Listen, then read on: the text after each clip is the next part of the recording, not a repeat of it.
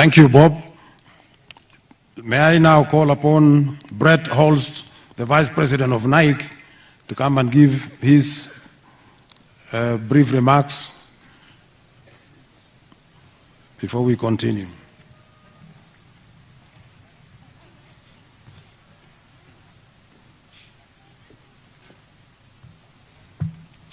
Good afternoon. On behalf of Nike, I would like to thank you for the opportunity for us to be here today and to offer our condolences to all those in mourning for the tragic loss of Kelvin Kiptum. At only 24 years of age, Kelvin Kiptum was a generational athlete.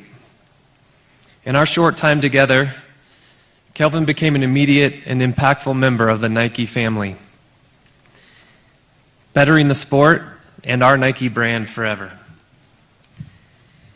He taught us that equal parts humility and hard work were the cornerstones of greatness, attributes that he will always be recognized for and remembered by. I'll never forget the chills he gave me as he crossed the finish line, setting the world record at the Chicago Marathon. And I quote, "I have still yet to feel pain in any marathon." To say Kelvin Kiptum was a special athlete would be an understatement. Today is a moment of both remembrance and celebrate, and yet we believe Kelvin would have his eyes set on the future, leading us from the front, which was his signature race tactic. And so there too our focus will remain.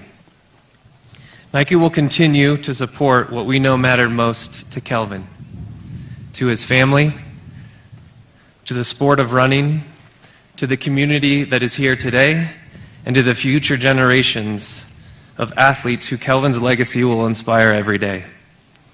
Once again, our condolences to the family, to the loved ones, the teammates, the friends, and every one of us here today who knew that when we were with Kelvin Kiptum, we were in the presence of greatness. On behalf of Nike, we wish you strength and peace.